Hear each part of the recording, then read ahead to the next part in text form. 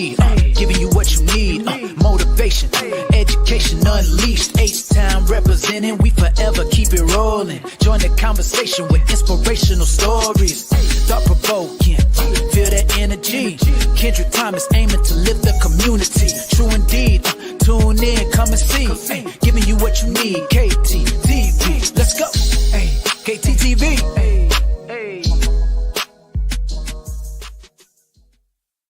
Hey, what do KTTeeV? It's KT, and I'm coming at you live with another episode of Education Unleashed. And on tonight's episode, I have the man, the myth, the silencer. What it do, bro? Chris Milton. Officium Mentale, LLC is the name of the company. Man, how you doing tonight, brother? Hey, I'm doing pretty good. How you doing?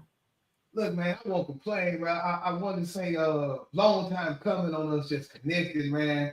So I'm looking forward to the conversation tonight. Like you said, the biggest piece is unconventional, non-traditional. And I think as we look at our surroundings, as we look at our future, as we look at what's going on, like even the Carmelo Anthony's of the world, this conversation is very needed because the things got to be switched up on the way we handle things going forward without doing meeting. So thank you for taking this time out tonight, brother. Yeah, I appreciate you, bro. We got to support each other. Man, and before we get into this conversation, I'm glad that we're doing this because this is really dominating conversations across the country. As the concerns continue to grow about the impact of social media we talk about on young mental health, young people's mental health, many parents are asking the simple question, and schools for that matter, how do we help boys grow into emotionally healthy men in a world that's constantly shaping their identity? And so tonight, we're not just talking about therapy, we're talking about fathers, mentors, educators, coaches, and the roles that we all play, man. So I guess before we even jump into the conversation, brother, man, give us a little bit of background on you and what led you into the counseling path and ultimately starting your own practice.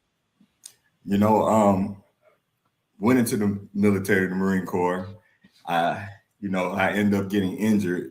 So that was my humbling experience in life. Before injury, I was a chauvinist. If you can't make me do something, don't think I'm going to do it. So you got to prove it to me on why I'm gonna follow you, why I'm gonna take your advice.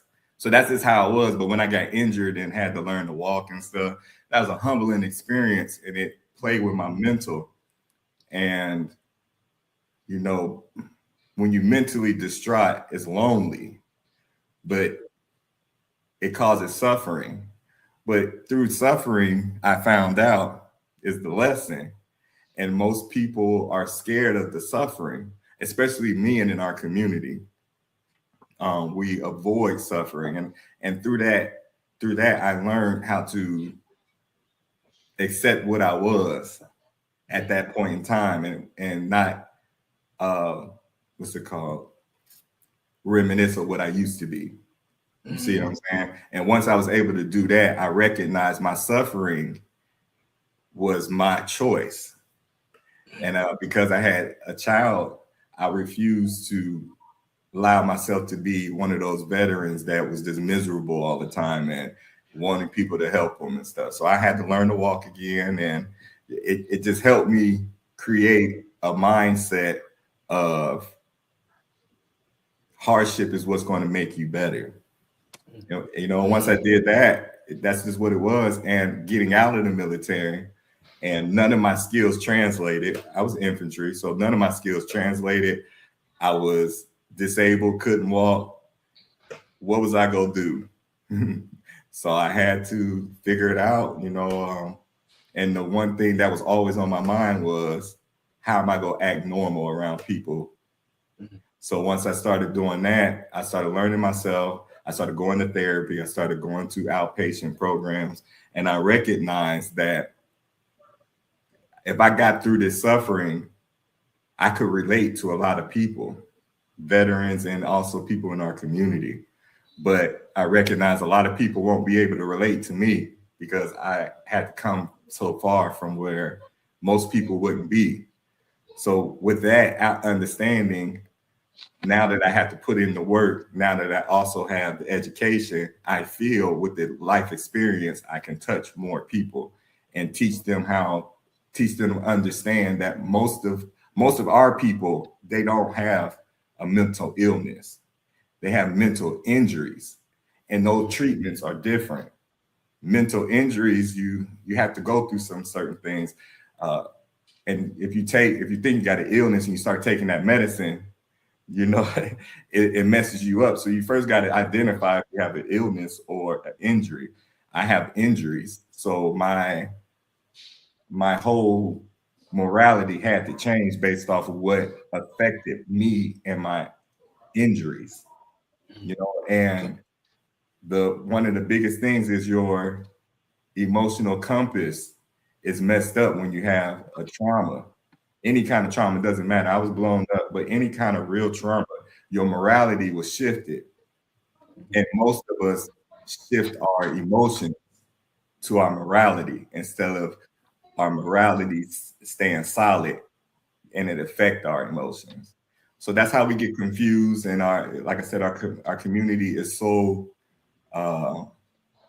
focused on the past that even our treatment is outdated. And we got so many intelligent people that are squandering their intelligence because they are comfortable in the framework that was given and not using their intellect to observe what our community actually needs. So that's my path, and that's why I've gotten into it, and that's why my practice is representing.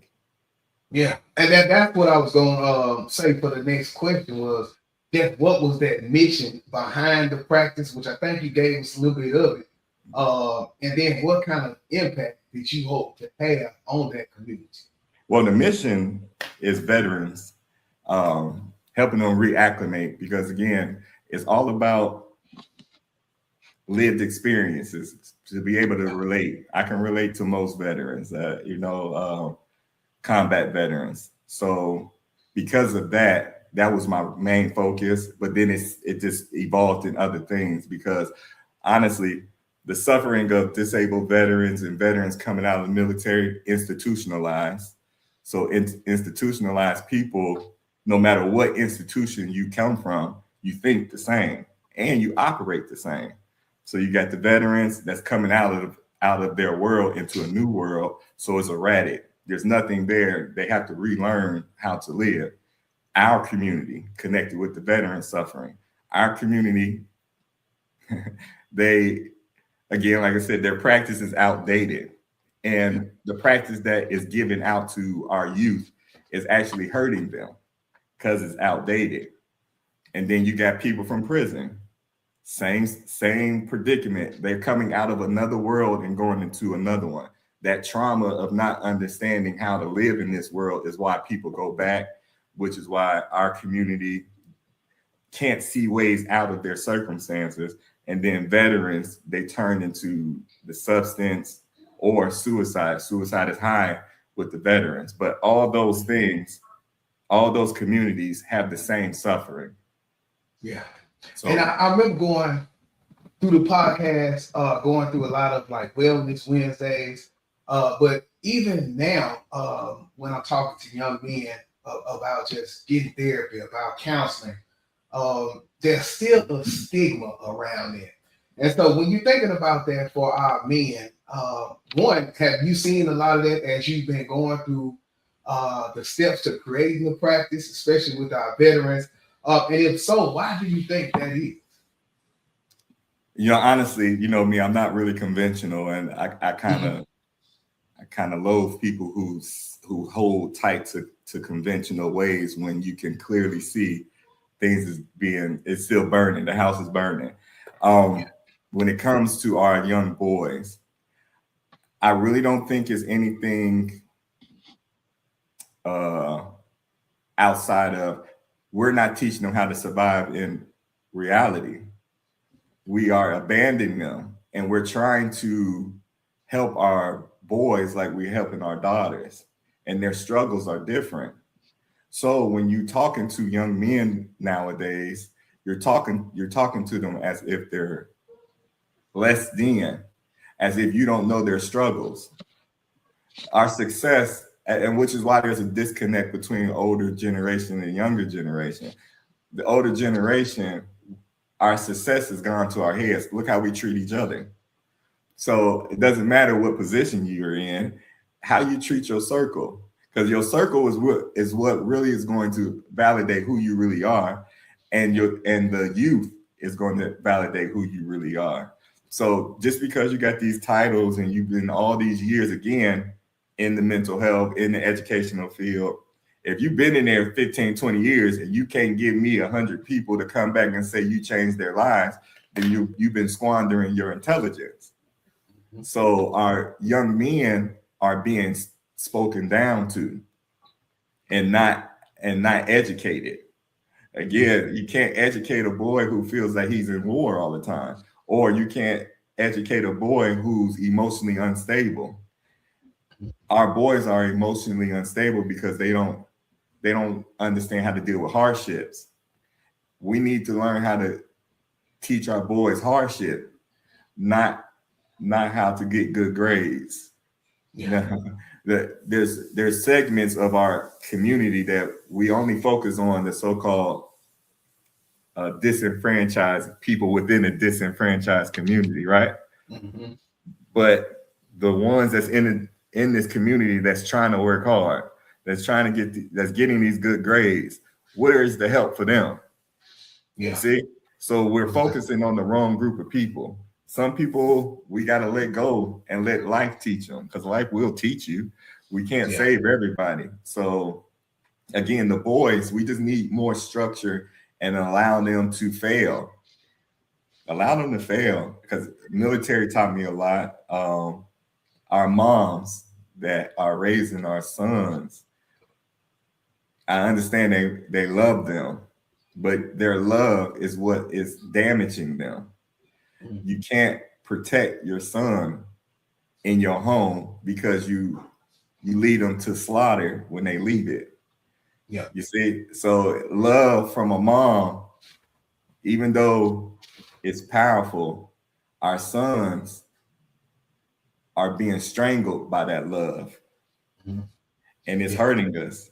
So again, our sons need failure, like the Carmelo instance. I don't really get into politics because I represent everybody, and I have to stay connected with reality, because I do truly believe in what I overcame and what I teach, because I used it.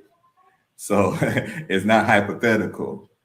Yeah. But that Carmelo Anthony thing, whatever the whole situation is, if that young man was able to control his emotions, he wouldn't be dead.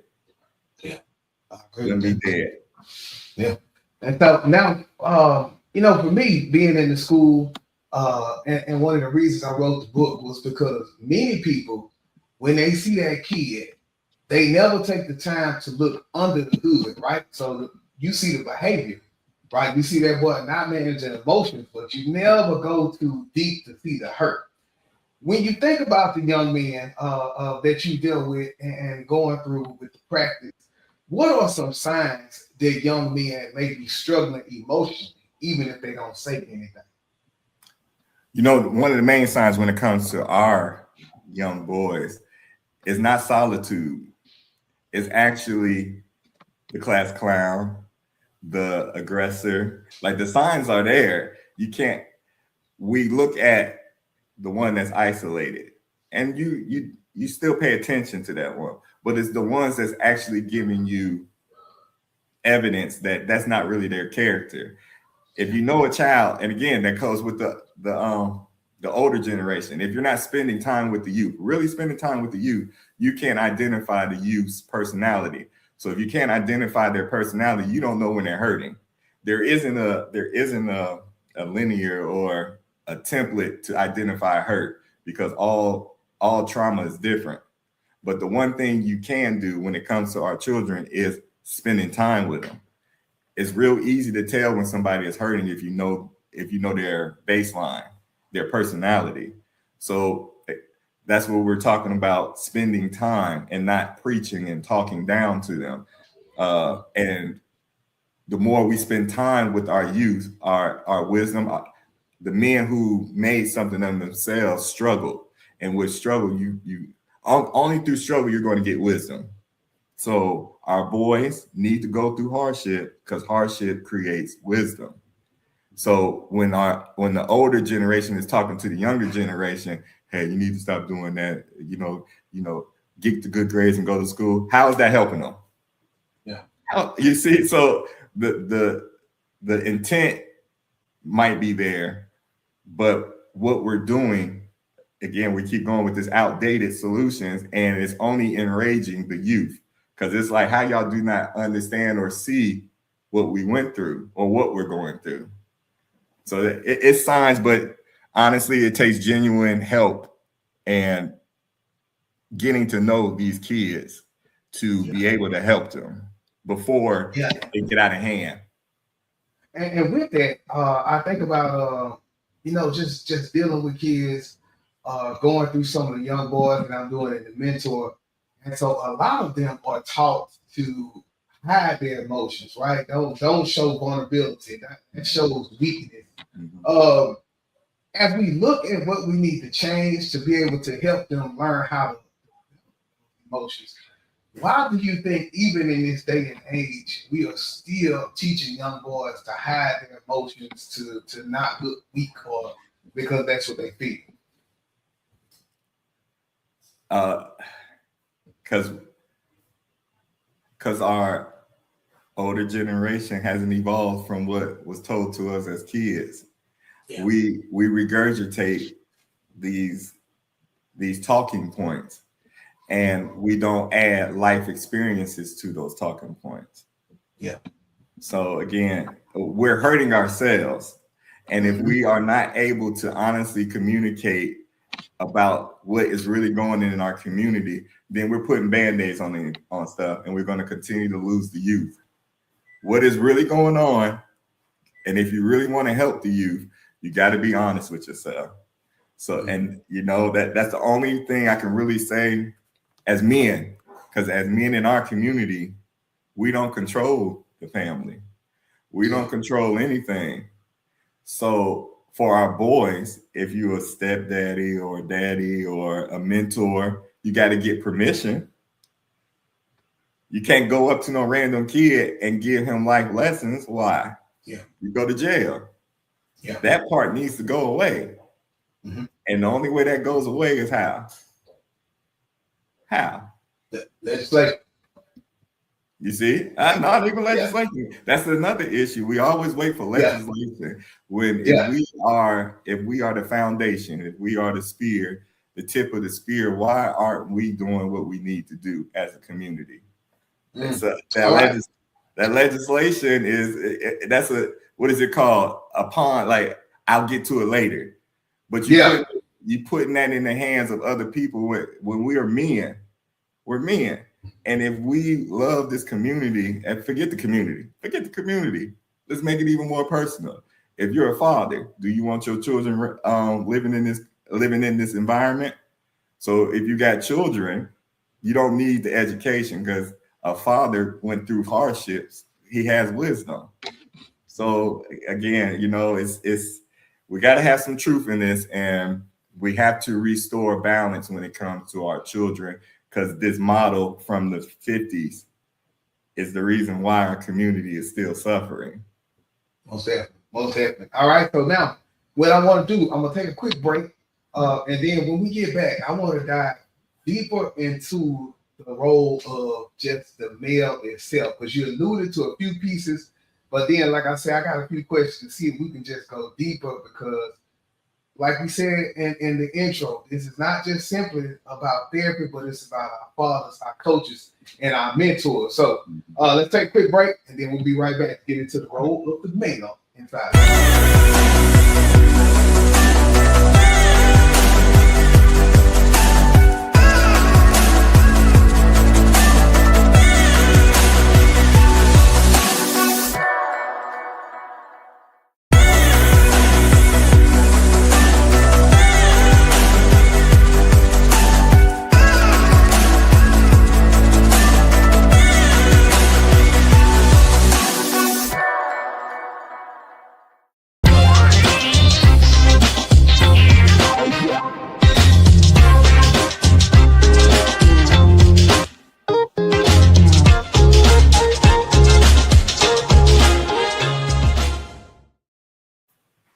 All right, y'all. Welcome back to the episode of Education Unleashed. I'm here with my brother, Chris Milton, man. So, tell us the name of the business.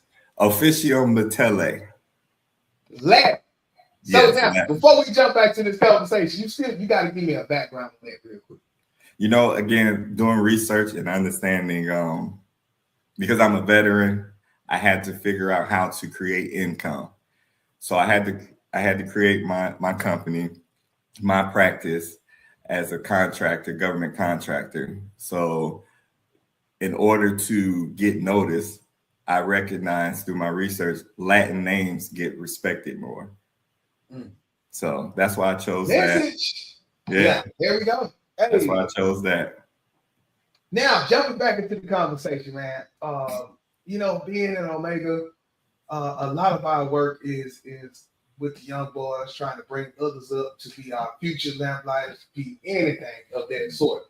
But it all starts with us, as you talked a little bit about earlier, with that older generation and the older men. Now, my birthday next week, I'm about to be 46. I would consider myself an older man. But older men, what responsibility do we have in helping this next generation?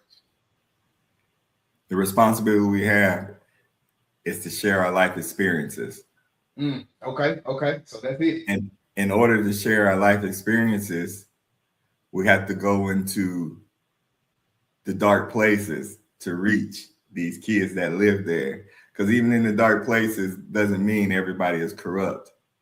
Yeah. But as men, we can't be sitting around talking about how our community is messed up, and you can't go out here and see not really one group of people consistently doing something.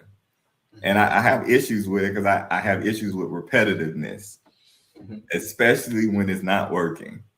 Yeah. So again, since I've been alive, the same help that was given to me as a child is still trying to be forced down these kids' throat. So as men, we have to have the courage to tear things down and rebuild them based off of life experiences. Because most of us that's in the work now, we wasn't alive in the 50s. And if you were alive in the 50s, you need to sit home. They are elderly. They need to be protected by us too. Our youth and elderly needs to be protected by us, and they're not. So again, if we really want to help these kids, we got to go out there. What functions go out into the middle of the ghetto that we can honestly say is really geared to helping the people that's there that's suffering? Because we can go there, take some pictures, and most of us go back to our 5-bedroom houses and use those pictures as if we did good. And then next month we do the same thing. Nah, if that's what it is, say that's what it is. But don't say we out here helping people. Yeah. The message needs to be consistent. Yeah, come on, man. Now, one place of that is in schools, right? And so schools are where we often first notice students struggling, right? Because you come to school, I see you a lot. I see you maybe sometimes more than your parents, especially if they're single parents and they work. I know my mama was 3 to 11.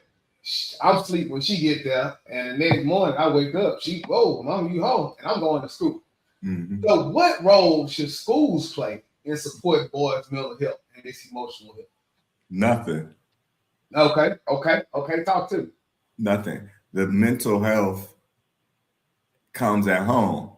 See, that's where that school is the same thing as legislation. But men, what are we doing? We can't keep going to the schools and saying the schools need to do something. Let's get this legislation. Let's go out here and knock on these doors and vote. None of that's been working. It's been 50, we didn't even go that far. 30 years. None of this stuff has changed our community, and our youth is getting not even left behind. Our youth is getting ignored because they're still moving forward. The hardest part about that, and what I've seen in my experience, is a lot of the times in the home or in that community, there are no men. So then we lean on the football coaches, right? We got to lean on the assistant principals, that's the males, or we lean on the male teachers. But a lot of the times it's nobody at that house. And so, man, that's a whole episode in itself of just saying how do we even begin to put that piece back. You know, honestly though, men also gotta be able to live with who they really are. Because a lot of us put a facade out, and our youth, especially if you got kids, if you're not being authentically yourself and you're raising your kids based off of what you think is right, then you're causing injury because your kid internally is going through what you're hiding. And since you're hiding it, your child isn't learning how to deal with it. You see, and that injury starts to get bigger and bigger, and now it goes inwards because what's wrong with me? Mom and dad don't act like this. No, but mom and dad is older and they're able to hide it.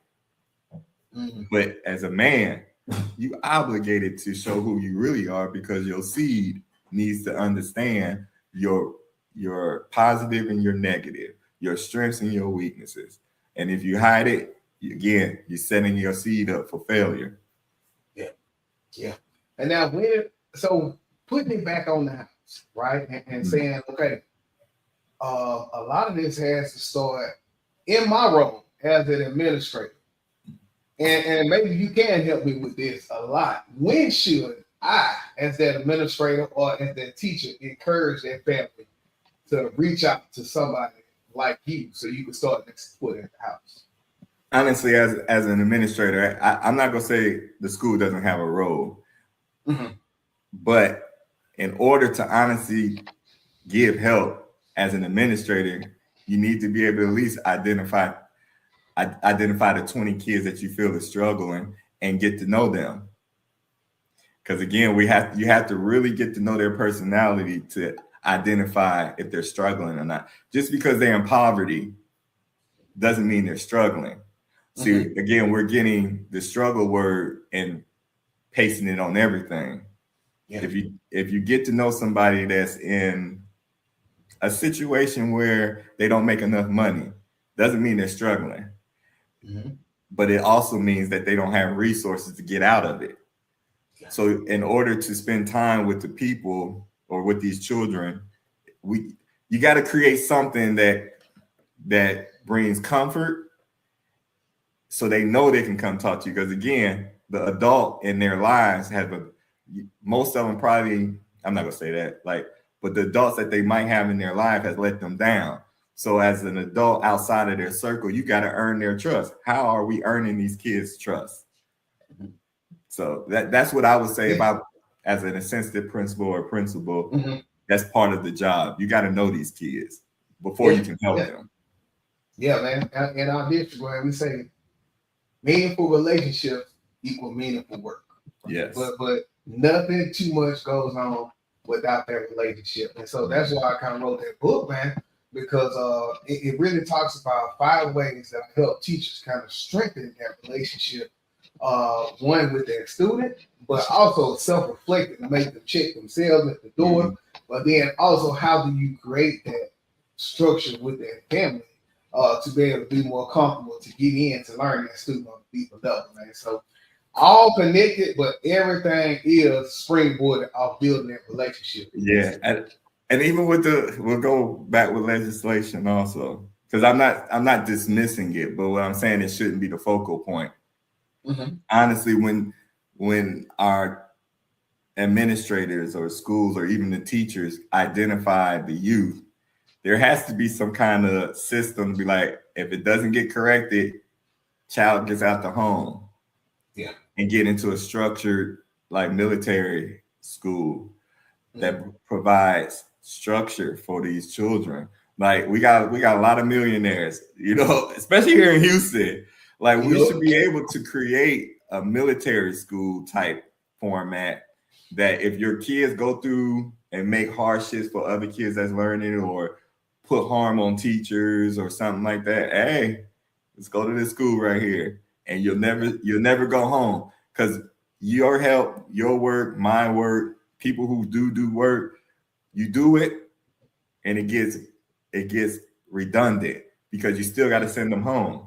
And the home is the reason why you got to put in so much work. So it cancels each other out. Yeah. You don't get no help if you're putting the product back in harm's way. So we got to identify these kids to help them, and not just help them, take them out of the environment that's creating their situation. Because no matter what, they're children. We can't keep putting everything on these children, because the environment that their parents put them in or keep them in is the reason why they are the way that they are. And it goes back to the father. It goes back to the father. We have to do something. And see, that's the hardest part, man, because like for me in my role, I've never met my dad before, like one of those type of students. And so then my mom, my grandmother, my great grandmother, and my great great grandmother were all alive at the same time. And so I did have my granddad, and so I'm very thankful for that piece. But some people don't have that, and so then they go through that whole piece with nothing but women, and I feel like that helps or not helps. Sometimes it hinders, because those make you more emotional creatures or more emotional beings. And so I think for kids and for anybody who needs to hear that, when we think of building better men, it has to be some kind of healthy masculinity somewhere in the vicinity. And so, in your opinion, just dropping jewels on somebody, what does healthy masculinity look like to you?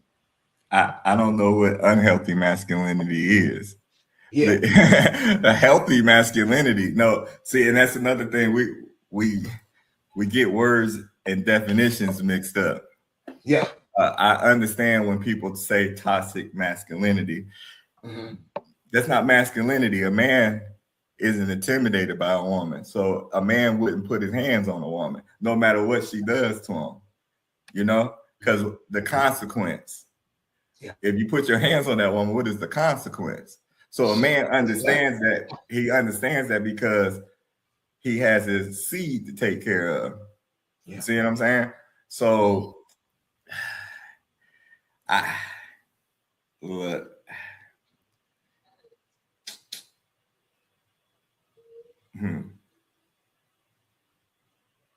Yeah, I can't really pinpoint that, because I don't want to be, but yeah, you know what I mean. Like some stuff I can't speak on, because I represent everybody. So I try to place blame on both sides, because there's blame on both sides. And I say most of the blame falls on us, which is why women can create this toxic masculinity stuff. One, because they didn't have fathers. So again, the definition of masculinity is nothing negative about it, just like there's nothing negative about femininity. It's the in-betweens that cause the negative. So if everybody played a part, whatever your spirituality is, follow the part that your creator told you to follow, and our children will be okay. So masculinity is, that I will say this. There's a difference between a male and a man, just like there's a difference between a lady and a woman. Most definitely. Males, there's a need for males. Males are the safe. They create structure. They create the home, the foundation. Men are the ones that really sacrifice. Like most men in today's society will be alone. Why? Because you most of your thoughts to help the community will go against your woman. Will go against your woman. And most men don't want to be alone. So you're a male. And if you're a male, act like a male. Stay home. Get in these streets, get in these barber shops. You see what I'm saying? Men, we have to be more aggressive. Because again, our boys, they don't have an example. What is a male? What is a man? And how do I fit? And what category do I fit in comfortably?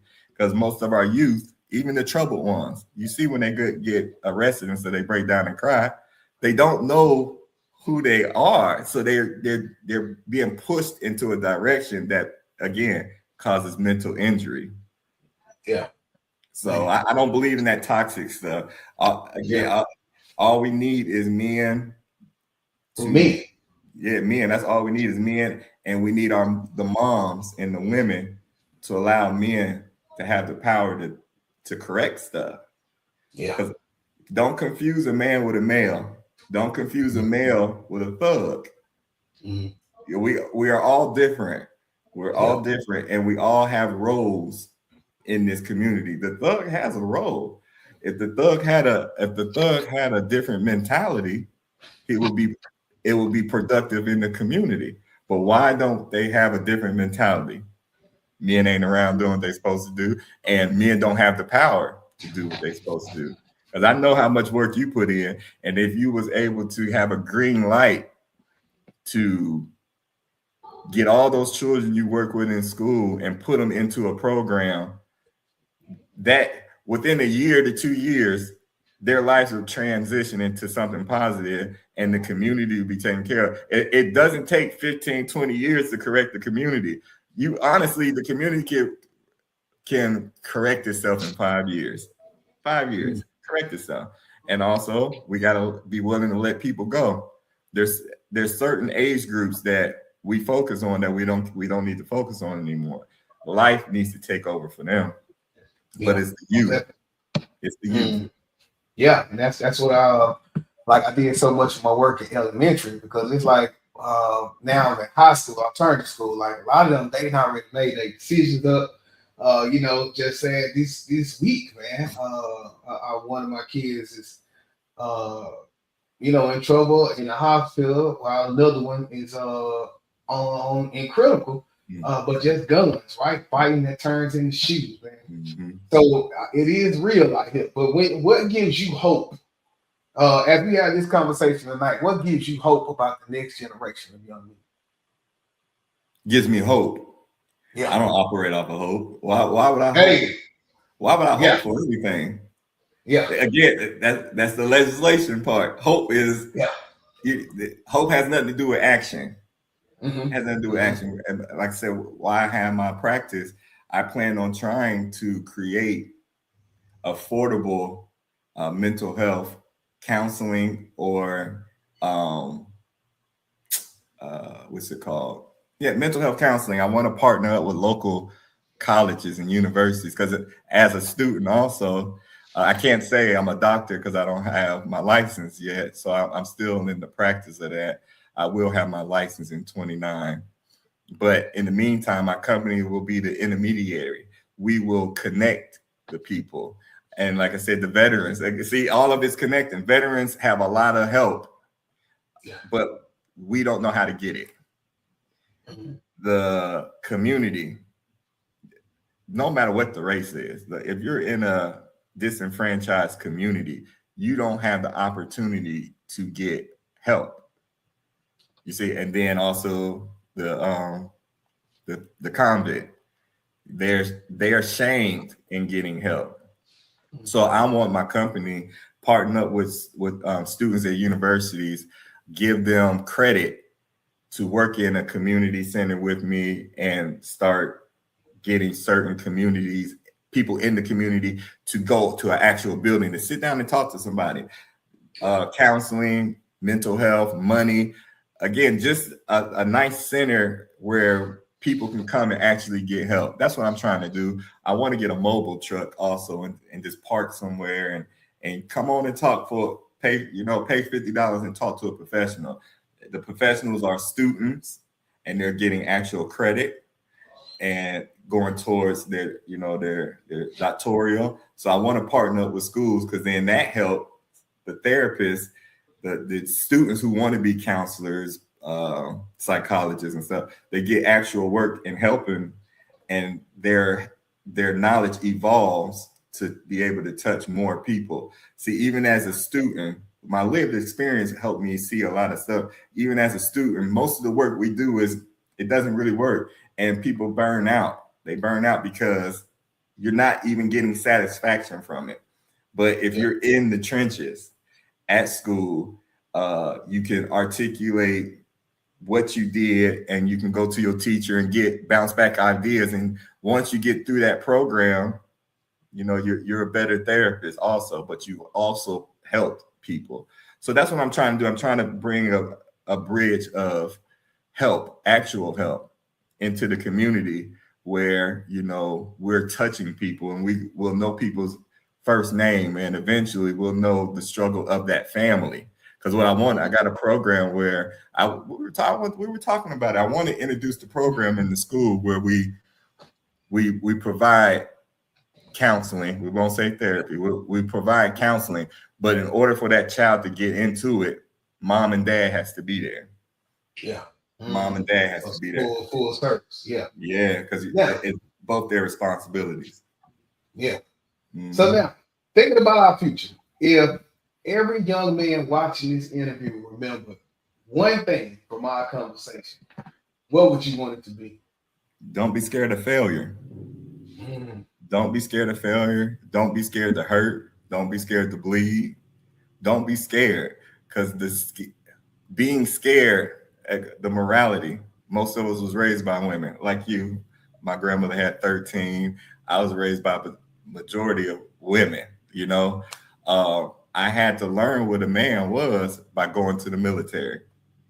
I am an advocate of people going to the military, especially our people. And it not everybody, but most need to go to the military because you got to go through some kind of struggle. Our boys do not need to be in these classes 8-9 hours. Like most of our boys right now, we need to be focused on sending them to trade, work with their hands. Because if you're working with your hands, you get pride. Yeah. And once you get pride, you see what I'm saying? Your eyes open up to the possibility. Mm-hmm. So that's just how I look at that. Most definitely, man. Okay, what we're gonna do? We're gonna take one more break. Okay. And when we get back, man, I got some rapid fire questions I want to pop at you. I don't want you to think about it, just shoot it. And then after that, we're gonna close this thing out, man. But we'll take one quick break. And then we'll be right.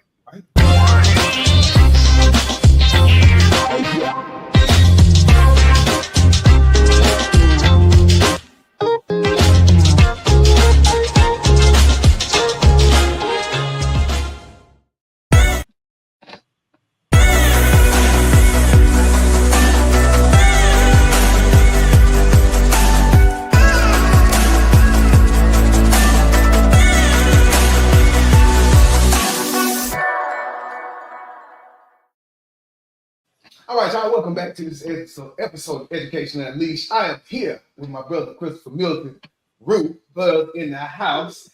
Chris took a little quick break. Well, it was on the extended break right there. But Officium Mentale, LLC is the name of the practice. As you talked about a lot of the good work that he's doing, I am very interested in making sure that we get this work into schools with those parents. But now, are you ready for this rapid fire section, brother? Hey, are you ready? You know, you can hit me with them.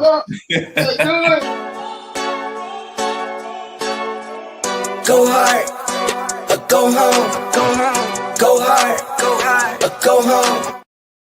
All right, here we go, man. Don't think about it, just react. What is one word that describes today's generation? Soft. Ooh. One book every man should read. Excuse me? One book every man should read.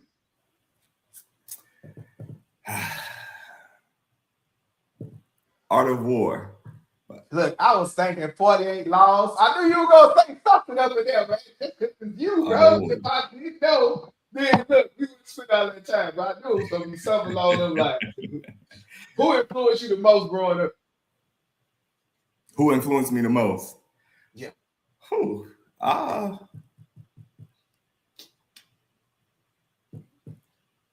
I don't have an influence. I don't have one. Okay. Morning or night person? Night. Coffee or tea? Tea. What's your favorite way to recharge? Swimming. Damn, why I have to know all of that, man. One life lesson you wish every 18-year-old knew. What life lesson? Yeah, one life lesson you wish every 18-year-old knew. Pain is temporary. That's powerful right there. One thing you're most excited about with the new practice? Getting rewarded, helping people. I look forward to that. All right, finish this sentence. Strong men lead. Okay, talk that talk, man. Look, that's it, bro. That's it for the rapid fire section. You covered them. You thought about them a little bit longer than I thought you was going to. Yeah. You see, I still got to be professional. I don't want people to turn around like, see, he crazy. He crazy. Look, man. So now, as we get ready to close this thing, I want to just put one more scenario out here. Imagine a 15-year-old young man is watching this conversation tonight. He's struggling, but nobody knows. Maybe he feels like he has to carry everything on his own. What would you want to say directly to that young man? You said 15? Yeah. Whatever you're struggling with isn't your struggle. It's not your struggle. Man.